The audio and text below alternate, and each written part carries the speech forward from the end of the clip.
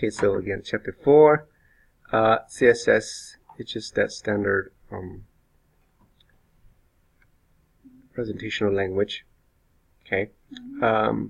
So in CSS3, as you can see, we still at CSS3, and the reason why you see that there's no CSS4 yet is because of this line here. So it's now modular. Okay, so it's modular, so therefore each module can be released separately, right? So you don't have to do all at one time. Whereas CSS1 and 2, they come as one single publication. So you release it, it's one whole chunk of release. And then now with CSS3, you know what? We can break it into modules, so only certain modules can be released, the other can stay, and that's what happens. And so you don't really have a huge release, but you have like a module release during each couple of years or so. And that's why you keep saying new tags coming into the CSS3 all the time. Yeah, but they're never gonna change to like CSS4. Yeah, maybe. How would they? Like, it would have to change drastically. Yeah, it'll be a huge change, and they'll do that. But let's say if they only change a lot of inside the immediate query, only that part is changed and the rest are not, then maybe they're not going to do it, right? So, so those are the three, the four most common modules. There are others, but those are the four. And so CSS works, you know already how they work. It's just basically a style, which is a rule that you apply to any tag in the document. And then it shows you here the precedence, okay, from the lowest to the highest. So the highest is always the one that is the inline style. Okay? Okay. Yeah, the inline style is the highest. And then the lowest is the one from the browser, the lowest precedence. So every browser has a default style sheet. Okay. Yeah, you just don't see it, but it's there. So if you view on the browser, for example, if I do that F12 right now, and if I go over here, it says, if I click on body, it tells you on the right side, it will tell you, it says user agent. Okay, this is the browser's default. Whereas this is a different style sheet. Okay. Anywhere you see it says user agent, those are the browser's default. Okay, so if I click on, let's just add iframe. Right, so here we have all these are different style sheet created by Google Docs. But yeah, anything's not listed here, then it's a user agent, which is the browser default. Okay, so it propagates down to the inline style. And of course, you can still overwrite inline style with the special word pound. I think it's pound or something. The important keyword. There's an important keyword. Oh, okay. Yeah, you put that, and you can actually override that inline style, so that is actually the highest precedence even. So we override each other's. It's strange. I suppose if somebody has written a whole bunch of code and then you want to just overwrite the inline that's there, then you put that. Yeah, and that's usually happens when you let's say you don't have access to that style sheet, or you can't change it because it's coming from a third-party site. Okay. So no matter you can copy to your site, whatever it is, it doesn't matter because it's overridden by their style sheet. Okay. In that case, then you can just put the important, and then that can override theirs. Okay. So that is the flow there. Down here is the general syntax, right?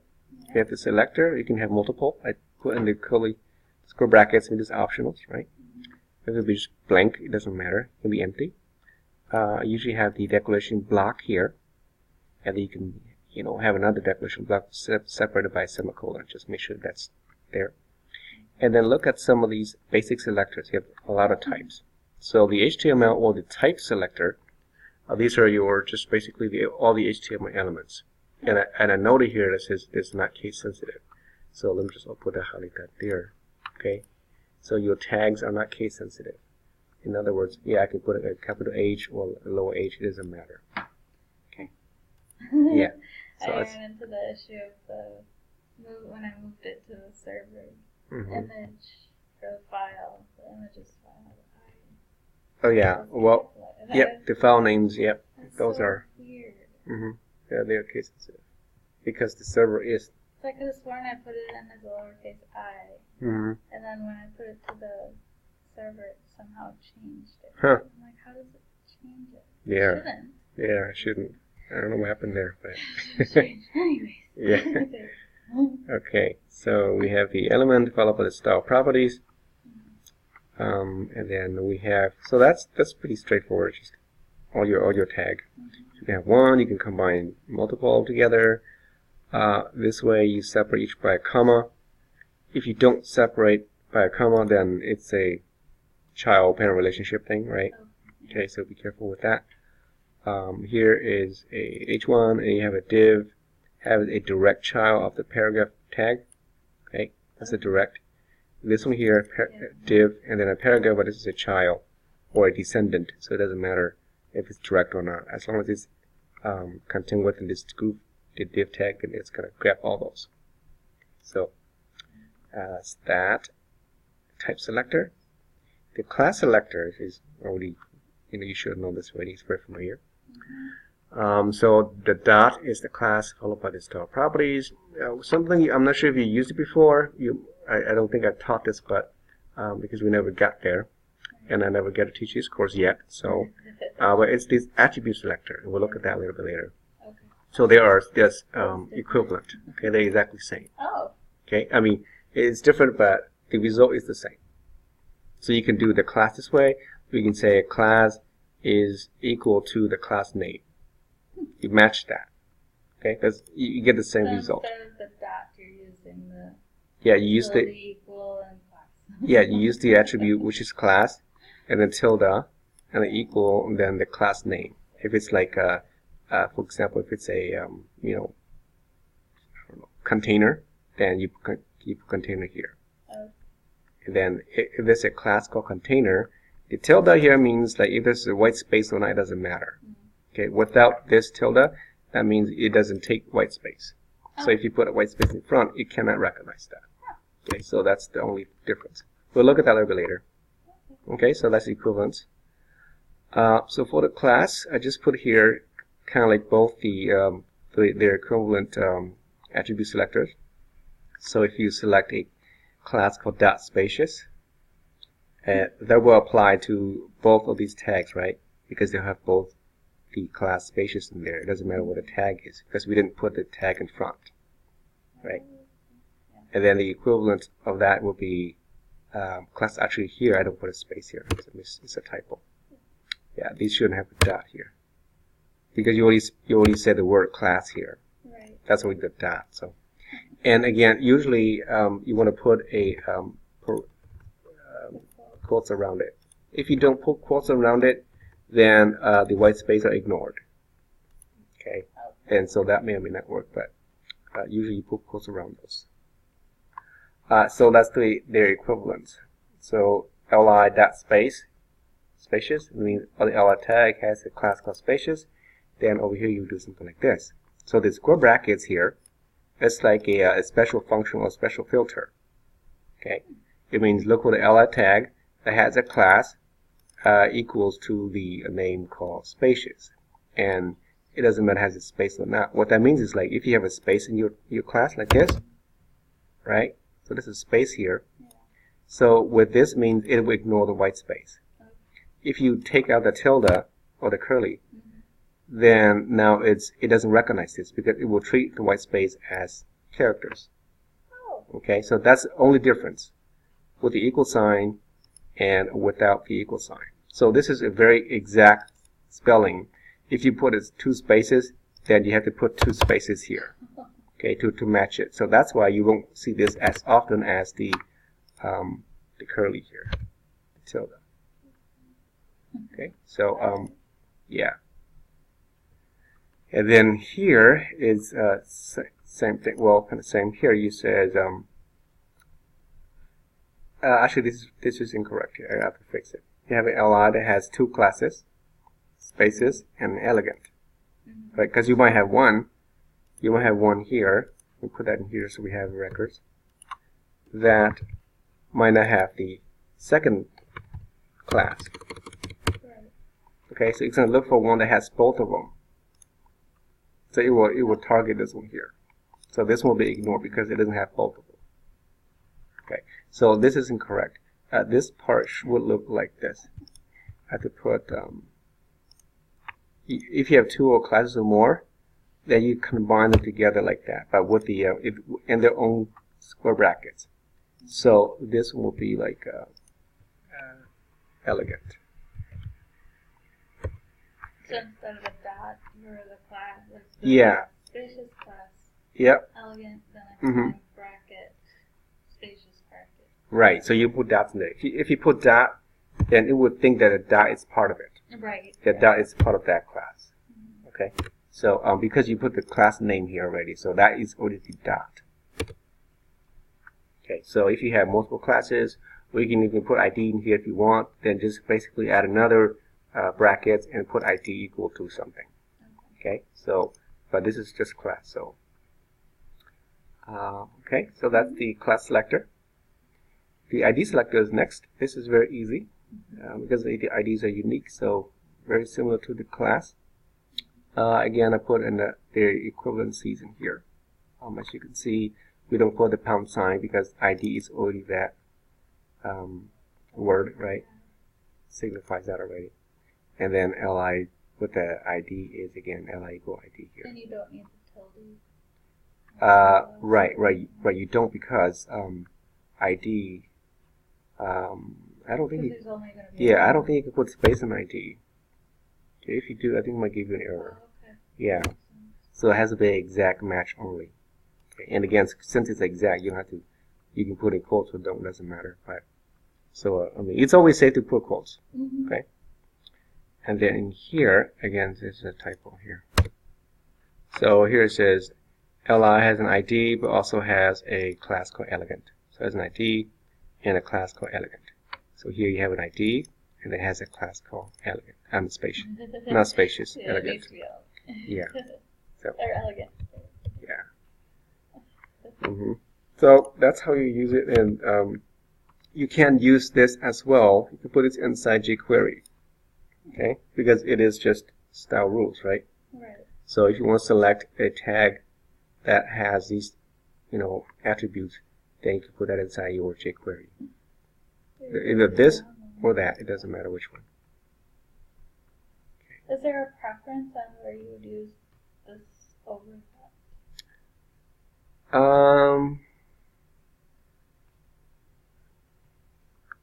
No. It just seems a lot longer to do that. No. Yeah. There's. I don't think there's any preference. Okay. Yeah. Either one is fine.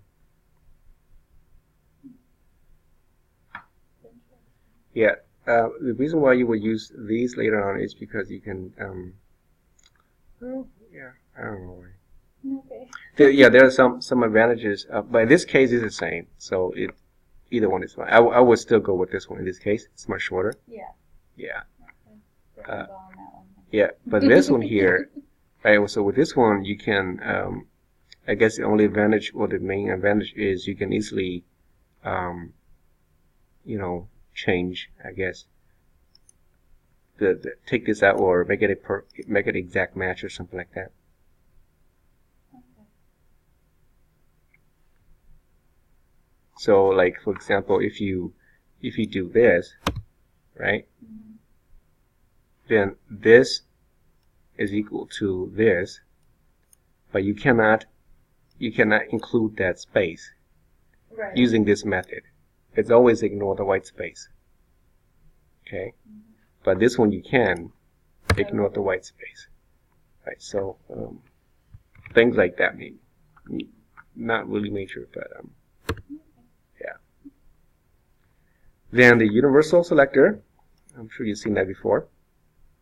Okay, just the star, and then that applies to the entire document if you put some things in there. And so usually when you write something like this. Typically you have a star in front. Okay, because it's universal. Okay, it doesn't apply to any element, right? It applies to all element. But since it's the same thing, then there's no point of putting that there. Yeah. And that's what it's trying to say. You can put that star in front, ignore that if there's no element in front of it. Okay. And then CSS3 introduces a few more we'll call namespaces in there as well. I mean, you probably rarely use these, but it's just that they are there. Now the more interesting one is the attribute selectors here. So this one, as you can see, has a whole list of different ways that you can style your style sheet. Again, this is the attribute itself. The word attribute is not a keyword. It's just a name. It's a syntax. So the actual attribute would be the class ID, href, name, and in square brackets, yes. So that's that. And then so here you want to check for a attribute of type class has the value of topic, right? And then that would match every element that has a topic as a class. Either this, or if I have, so in this case, I just have one here, but so all the elements that have a topic in there. ID has a title, and then the href has this link in there. It will match that for you. Okay, and you can use this to style your elements.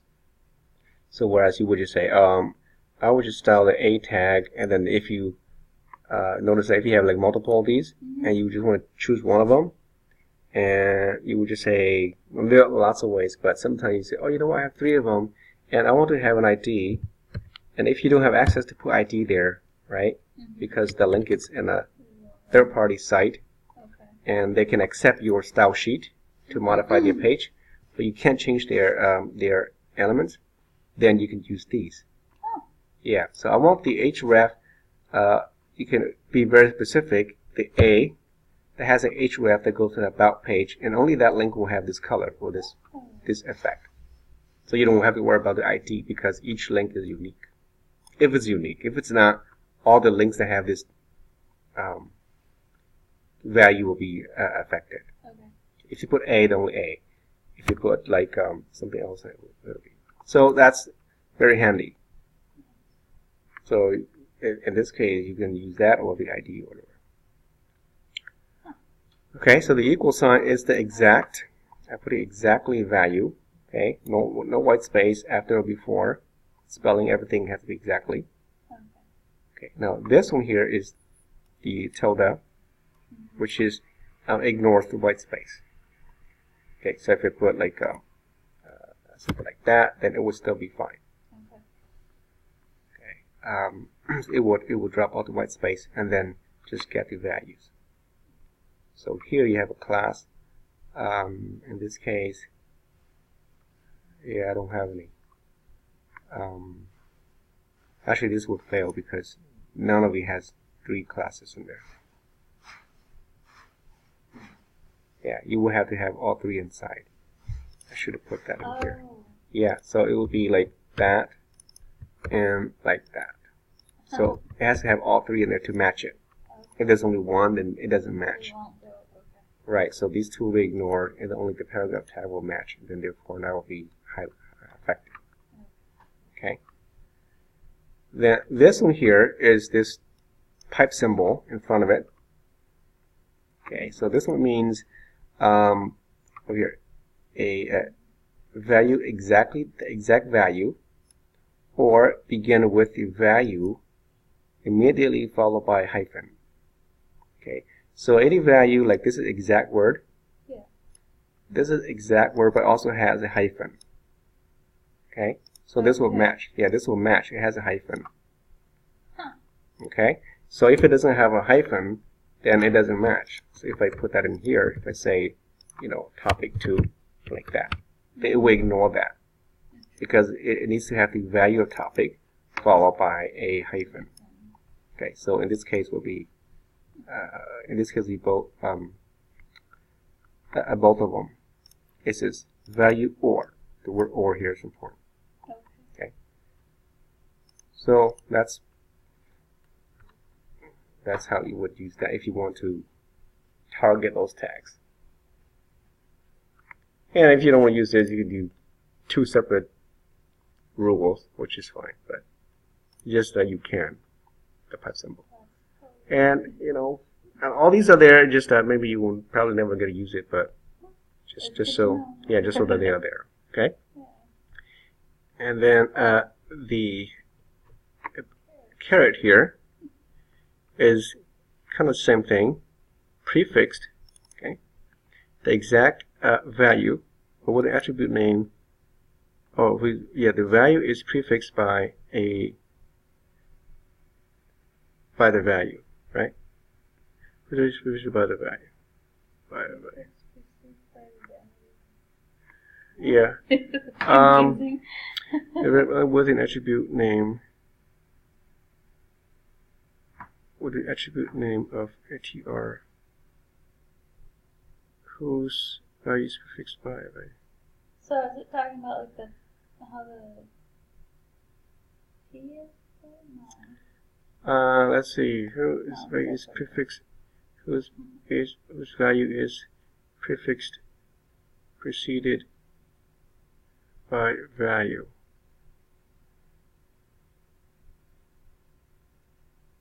I have to. So is there by value that you have, or is it by the value? Attribute name. Attribute name of attribute. So an attribute name of class whose value is prefixed. So class whose value Fixed is prefixed by the value. By value. Yeah, this one's confusing.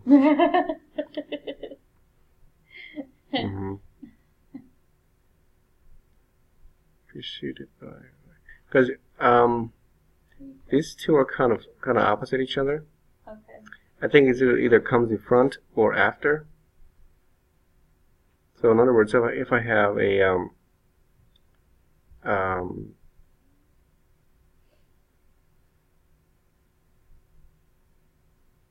what do I have down here?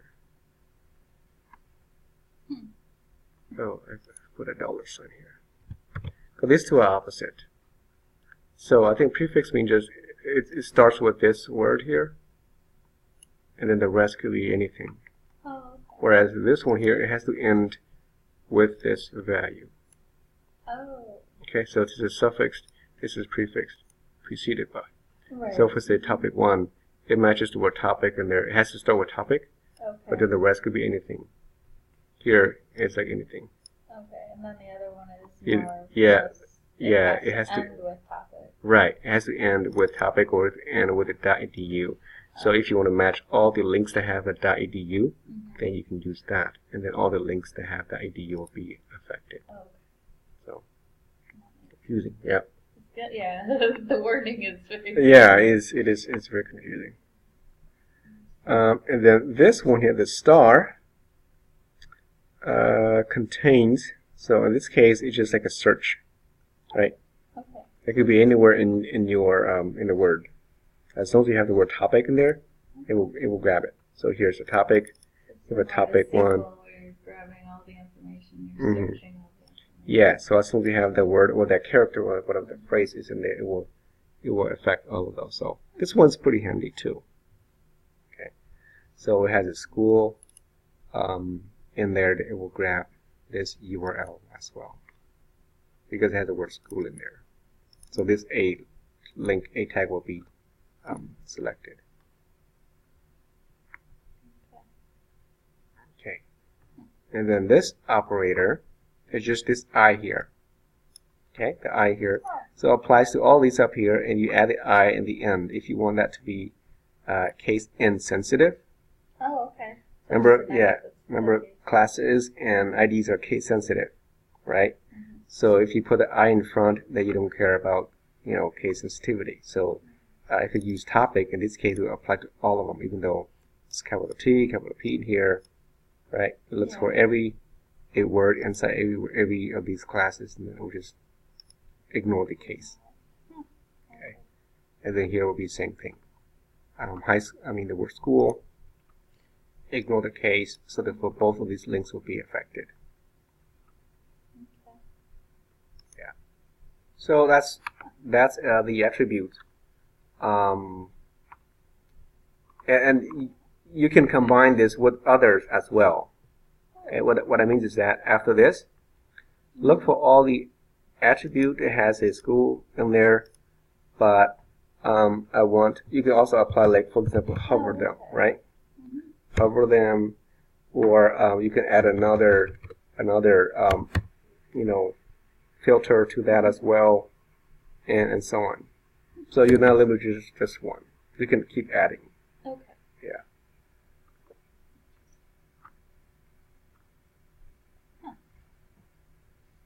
Make the style sheet more rounded.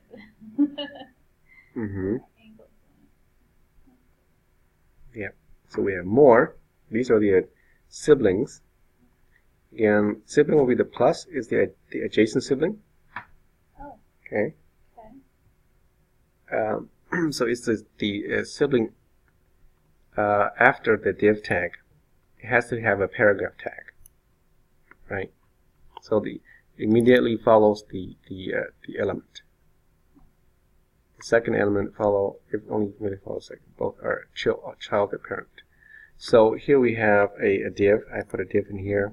This one doesn't have a sibling. Well, its sibling is this div tag, right? Okay. Yeah. But this is one sibling, so it doesn't match that. It needs for a paragraph as a sibling. So this div tag and this one here, so the paragraph is its sibling.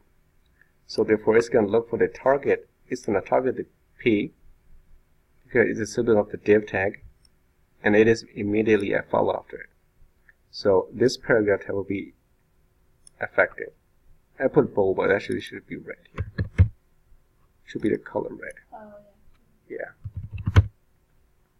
So that's how you target that. Okay.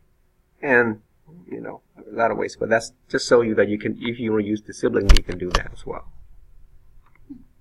And because div plus P, if P has a sibling, if you want to grab that down there, for example, if I put like a span or something, right? Yeah. You can put like here plus span, and then now it's pointing to the span instead of the P, right? Yeah. So you can see how that goes. You're going down from here to here to here. If it doesn't have it, you just ignore it.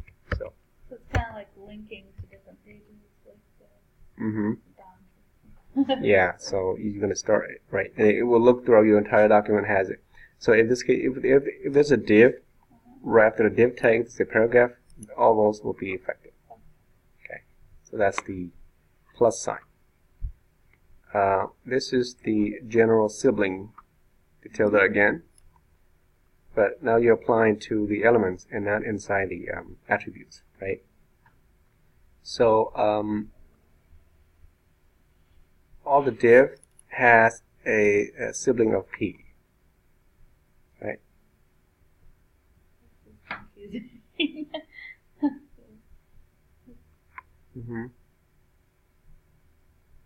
So well, let me just move it down.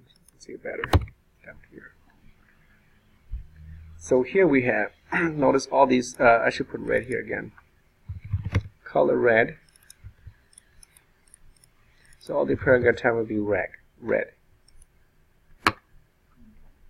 So I have here this div tag is this one here, the hello.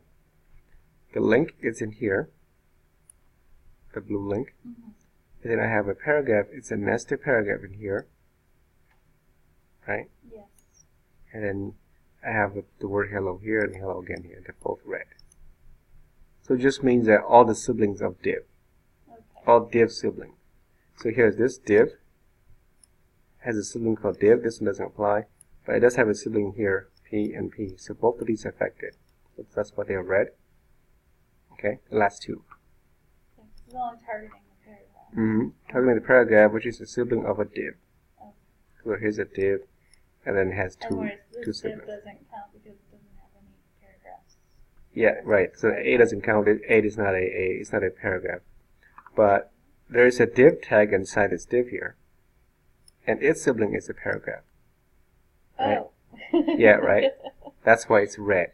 I got you. All right? Yep. So it goes down, deep down into. This is a child now, but from within this child, it has a sibling, right? Yes. So that paragraph will be affected as we see all those three are red. Confusing enough now? very confusing. Okay. But it's okay. I kind of am understanding that. Yeah. Yeah. So I can see that's. the logic. Mm-hmm. And the next one is the child combinator. It's that angle. Again, this means it has to be a direct child. Okay, whereas the other one is not. So direct child, it's back here again. If you look at the span and then the div span. So the span applies to all span tags. Okay. Right? It would have the color yellow. So this would have been yellow because it's a span. Right? Mm-hmm. So is this down here. So both of these would be yellow. So initially they both would be yellow first. Okay. But the next group, it says div span. And you look for div. Oh, div have a child called span? No, it doesn't. This one has a child called div, has a child called paragraph. So nothing there, and then it's done. We go to the next layer. This div here has a direct child called span. Yeah, so now it applies to this span here. So now that's why it's blue. Okay. So it overrides the yellow. Right? So if I were to take this out, then you would see both a yellow because they're both span tags. But again, based on the order of these elements, how they are rendered, then the lowest one down here will take over. Okay. It will override the one above. Okay. If I move this below it, then it will be opposite. Both will be yellow. Right. Okay. So anyway, so this is to show you that it has a direct child. If you don't put that here, then even though I don't have a div tag here, it will still work from this div, because this div here has it's be a descendant. That's without the white space. So that's the direct child and parent relationship. And this is the other one, the white space, just the opposite of this one here. So without the bracket at all, right? You just put a space in between. And that means that any generation detail doesn't really matter how deep you go. It will be affected. So here we have the LI. We change the style to a disk. And then the disk would be like the solid, I think this is a solid circle. Okay. And this is the hollow circle. Oh, okay. Yeah. So the LI, initially if you look at this one here, that means all the LIs. So this would be a solid circle, all of them will be a solid circle. But then this one overrides it. For you have a LI followed by an LI. So two levels. So I have an LI followed by an LI. So changes that. Oh, okay. Okay, so again, LI followed by a second LI. It changes that. Okay. And then down here, LI followed by an LI. Right, so both of these changes. So you see the circle just for both of them. And easier to understand. Yeah, and because they're a descendant, so it doesn't really care whether they're directly there or not, as long as they're nested inside this group from here to here. It's in that, right? Yeah. So they are children or descendant of this element. Okay, so yeah. If you put, as soon as you put that there, it'll be different. If you do that, right, then this whole thing will fail because there's no direct child LI involved. Okay. Right? Yeah, 'cause it goes to the div. Yeah, it goes to the div. This is not LI, and the UL is not either. So that one fails, and so that's this one. Okay. So they'll all be just a solid circle. So that, and then you have the pseudo classes. These you probably used this before already. Yes. The link, hover, and active. These are usually applies to anchor links. I didn't Anchor know text. they were called pseudo. Yeah, they're pseudo. Yeah, they're called pseudo classes. Right. Okay. And I think it's because they're not real classes, I guess, right? So you can use those links. Usually you see that in the anchor tags, anchor links. If you don't put the pseudo class link here for an A, then the color will be defaulted to whatever the browser supports. Okay, so usually it's like blue or purple depending on the browser type you use. If you want to force it to be a different color, then you want to say A::link and you change the color so that every link will have that color that you want. Okay, you force it to be that. Can you put like link, hover, and active all in one? After now you can put like multiple, like H1, H2, like that type of thing, and then put the values. You mean like if I want the link, the hover, and the active for some stupid reason to all be blue. Can you put them all? Oh yeah, you can. Okay. Yeah, so you can do that, and you can do like I think active. Yeah, something similar. Yeah, I believe you can. Okay. So that you don't have to do it. You don't have to have two separate lines. Yeah. Okay. Yeah, you can do that too. Active. So it's typed. So active, hover, active. So active is when you press and you hold the mouse down. Okay, that's an active. Just that state. You let go. So annoying. Yeah. When I was trying to figure it out, I'm like, and now it's like I was thinking that would be the active page, like the page that you're on. Right. And yeah. Nope, not so much. No, it's just a link or a paragraph or anything that you put active into on. That means when you click the mouse and you hold on it. Right. If you let it go, then that's not active anymore. Right. And that'll be either one of these. So to visit it is just if you visit the link already, you turn the color. Okay. So there are many more. I didn't cover all of them, but just some. So the default, usually this is used for. I haven't figured out how to use the button. It's a little bit tricky how that one does, but it usually applies to the input tag. Okay, and the options in the select as well.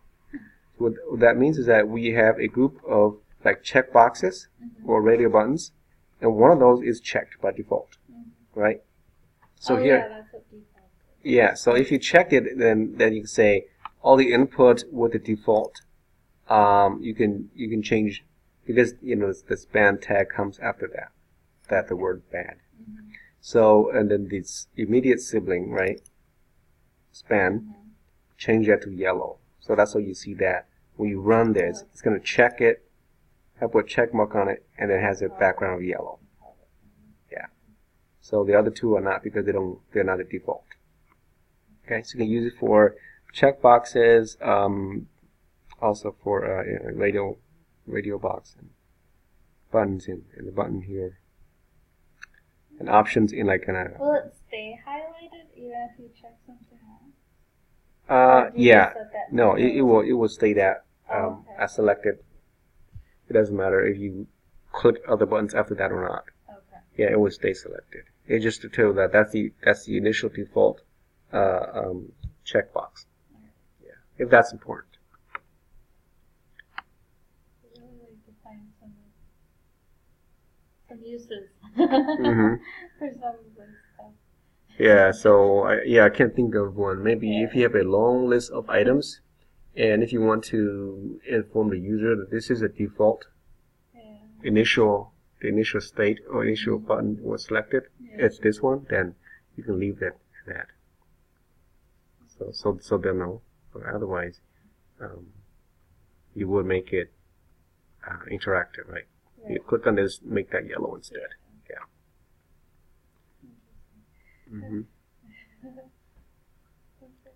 Okay, so the focus is kind of similar. We'll put that down here.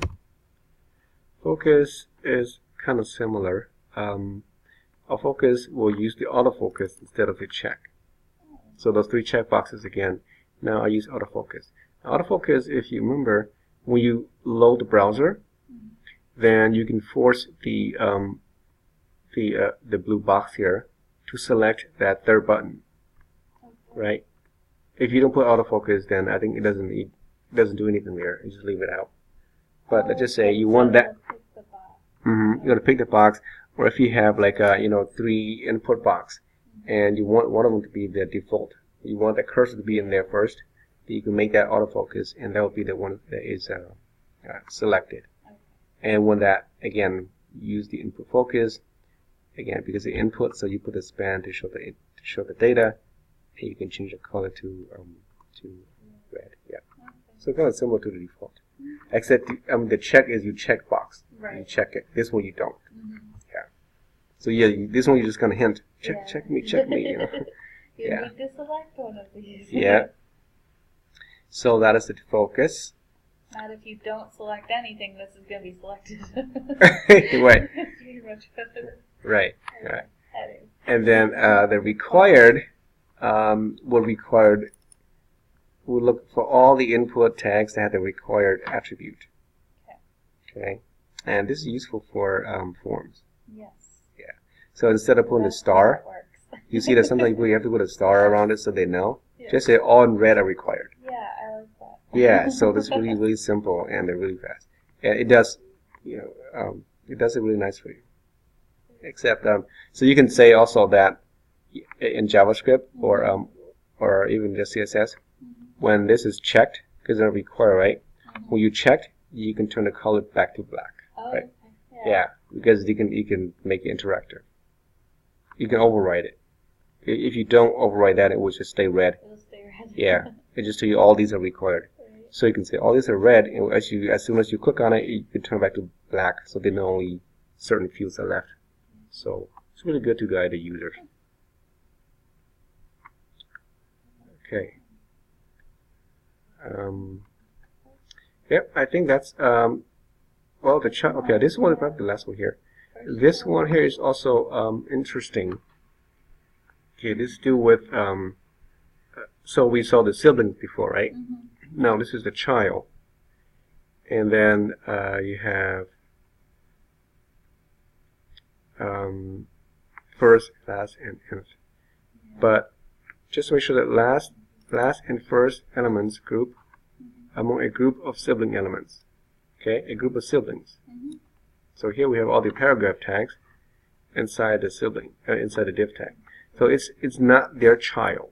That's the confusion, right? So Yeah. you would think that if we put P first child means it's the child of P. So actually it's not. It's this group here. First P is the child. Yes, the first P, which is the child of the sibling of, the parent of div. Okay. Okay. So they have to be in a group here. If you don't put it, then it'll be defaulted to the body tag. Oh. Yeah. Okay.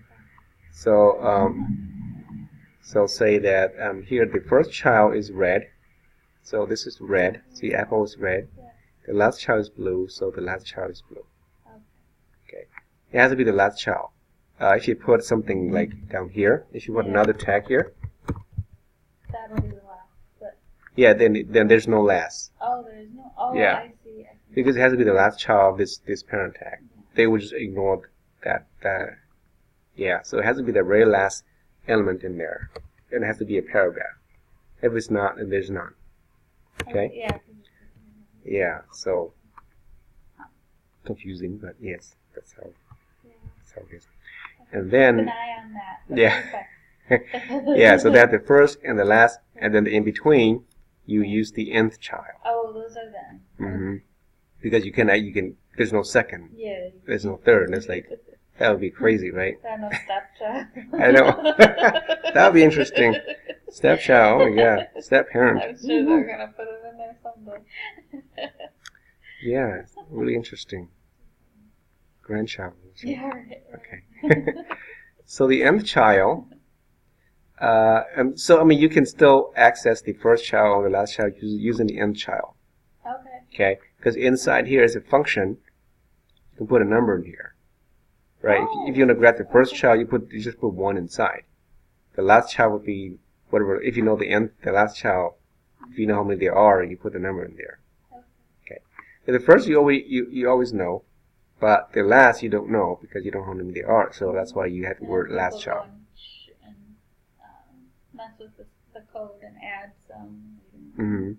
Yeah. So in that case, right, you have to. It's safe to use the last child. So here you have like the syntax here, the nth child, followed by the nth, which is just a number of a selector, right? Where nth is, it says n minus, n plus b. That's confusing. Okay. You can use a number, or the word even, or the word odd. Oh. Okay? So, easier one, just look at the even odd number first. So here, again here, CSS is a one-based language. Okay? So most other languages are zero-based. It's one-based. So the index is always 1. You don't have the first child as index 0. You won't find it doesn't exist. Okay? So, yeah, it's confusing. Especially when you use this in jQuery, it's very confusing because in jQuery I can do something like this. If I do that, and then, you know, that's fine. Okay? But remember that you also have like the equal thing, right? Equal, let's just say if you want to use the equal, assuming that this is not L, but you have something like P, on the first paragraph. So you put 0 because now jQuery is a JavaScript, it's a 0 base. So it's very confusing when you do this. But just remember that CSS is a 1 base.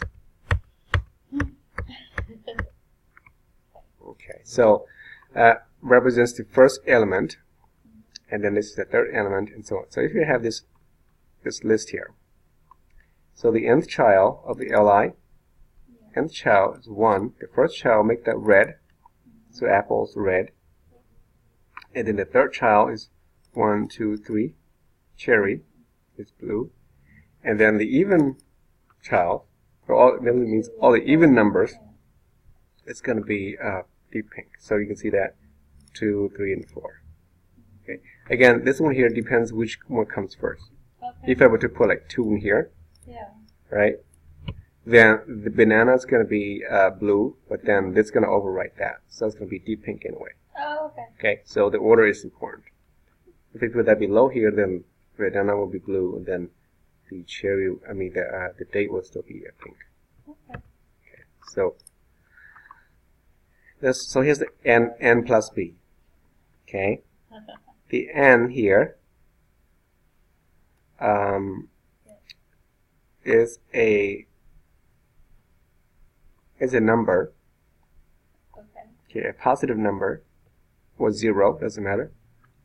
Multiplies by n. N is always the index from 1 to how many there are. Okay? So you don't specify 1 in there. You just say it will represent 1 as a counter. Okay, it's a counter.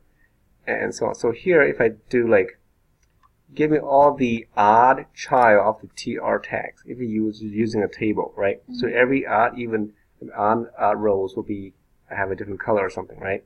You can do that, or you can say of the nth child, 2n, 2 times n plus 1, right?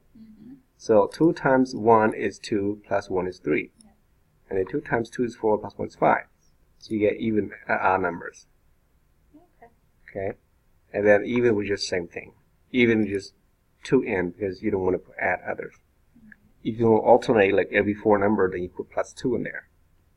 Right? And you get that. So there are all those cool features. Oh. Oh yeah, right? So here we have a similar one. So here I have n to the n, 2 to the n. This will be color red for all even numbers. Right? 2 times 1 is 2, and 4, and then 6, and so on. So that 2, 4, and 6 all red. Okay? And then I want to choose the 5. This is like a multiple of 5. Okay. Right? 5, and then 10, 15, and so on. So I have 1, 2, 3, 4, 5. That's blue. I don't have the rest of this done. Okay? And then 1 and 3 are not part of this, so they have the default, which is the black color. So, yeah, have fun with these. And yeah, I didn't put here. You could put like plus 3 or something, plus 5. Then every of those elements would have that in there. Yeah. And you would think that, you know, CSS has no functions, but apparently they do. Apparently. Yeah. Then we're the only child. I'm not sure you are, but my wife is. Oh, no. I've got a brother. You do? Okay. Yeah, so the only child, then it must have the only child. If it has any other child, then it doesn't work. Oh, okay. Okay, so here, the paragraph tag must be the only child, or whatever that group is. Okay. Then it will select that and make that affect that, right? So here this div tag had 3 paragraphs, and apparently this is not OnlyChild, so therefore this whole group is ignored. But this one does, because P is OnlyChild in here, so it will color that red. Okay. Are there orphans in programming? I think there are, aren't there? Yeah, there are, but not in this. Not in this. Yeah, yeah. You do have a term called orphan child. Yes. Okay. Weird way it does. Yes. Okay, so that's the OnlyChild, and the not. So you just negation pseudo class, and here you have to put something in there, either an element or a class or a ID or those rules. Yeah, one of those rules in there, right? So the not crazy ones will be affected. I don't have apple here, but there should be an apple. Let me just put one more. So the crazy one is the banana. So the banana is 1, 2, 3. Cherry, date, and apple. Yeah, how they got there? Maybe I think I must have it. Oh, you have P1 again. Yeah, P1, but then I think I had it in a div. Yeah, this part wasn't a div tag inside a div. Like up here, right? I have the div here. Yeah, I should just probably put that down there. Put that down here. Put it here.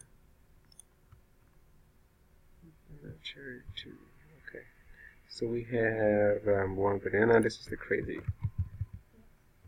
So crazy class right here. And then these are all not crazy, so they're all red. Yeah. That's how that comes out. So you can also say, yeah, it should be red. Yeah. So all those not crazy are red. And you could do something like, body, and then not, P. If you put something like this inside the body, or if you just do that, or in a body, I guess. All the tags inside the body except for P will be red. Okay. So all the P will not be affected. So something like that, right? Okay. Yeah. So it's the negation.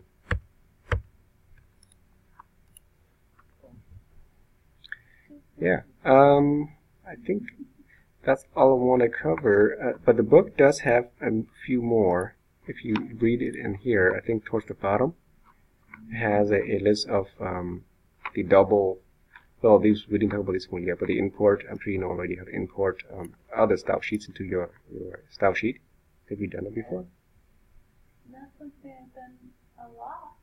Okay, yeah, you can import other style sheets into your style sheets, because sometimes your single style sheet is too long. Yeah. And so you can split into multiple style sheets, and then you will import into your style sheet. So let's just say I have another style sheet, and you just basically put exactly this: the import directive. This is called directive. The import, and then followed by the word URL, and then the location of that CSS. Okay.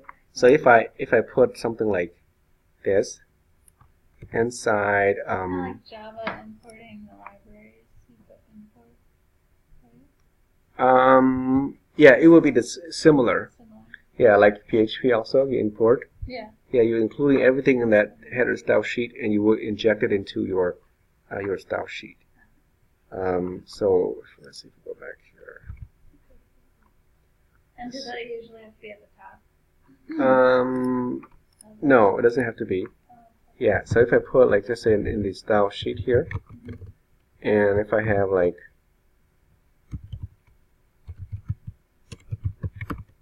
if I put that in here, then it will import all these style sheet rules from the header, and then from there on I can have my other style rules, right? If you put it on top, it will go above. If you put that below it, then it will be injected into wherever you put it there. So if you have an H1 in there, this H1 will override your H1 up here.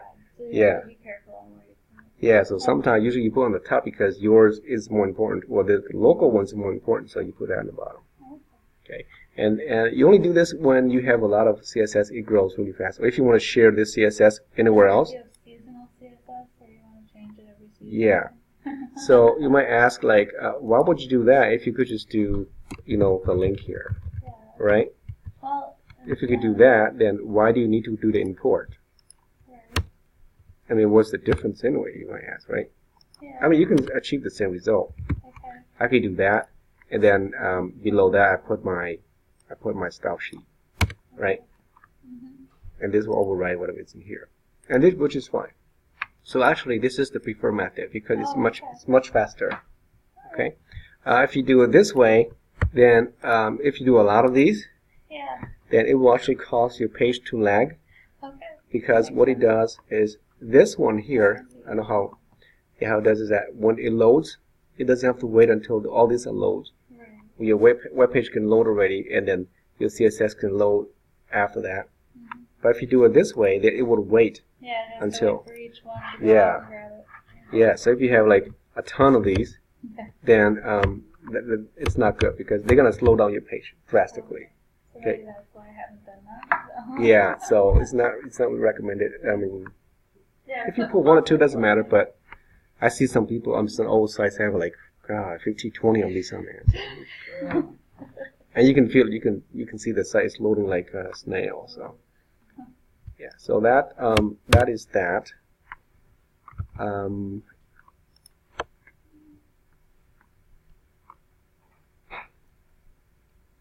And yeah, it's useful for various reasons, like different screen size, because you can force to say this is only for screen in your computer monitor, or you can just say this is only for mobile devices. This one only for the printer, right? I mean, it only renders when you print, otherwise it won't render. So you have different reasons.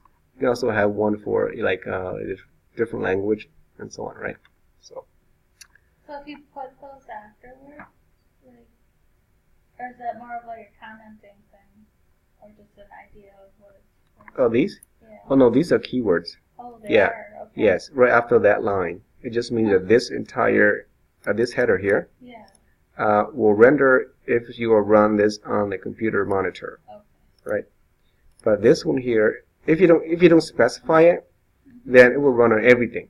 Okay. Print, computer, screen, mobile device, it doesn't matter. Like this one here, any device will run it. But this one, you won't see it on a mobile device, so it will be invisible. Same thing, if you print it, it will be invisible to the printer. If you put print, then only the printer will show this footer. Yeah. So if you don't do it, then you won't see it. So that's it's handy in that case. Let's see, down at the bottom, I think, we talked about some of these already. First of type, only type. You have the the double colons as well. These are called pseudo elements instead of pseudo class. Okay, so before and after is quite common. First line, that means you can also, if you have a paragraph that has a lot of lines, it will only style that first line. Okay. And then or first letter if you want to do that. Right. Yeah. Because you can make the first letter really large, like a newspaper layout, right? Seen those before. Before and after here is actually allows you to inject or modify something in that element before or after certain content. You can add content to that tag using CSS. Yeah, so for example here I have a P, right? Paragraph. Before the content. I want to put the word note. Okay, so your program might say insert something here, right? Oh, you know what? I want to style that. I want to add the word note and then in front of this paragraph. So you say add before this paragraph add the content called note and then the space, colon space, and you run it, this will be printed right before the word inserts here. Yeah. After just the opposite, at the end of the paragraph. So, so it's kind of weird, but you can do that with CSS as well. And then, yeah, so these are the things we talked about already. Yeah, we talked about this one, so this is pretty.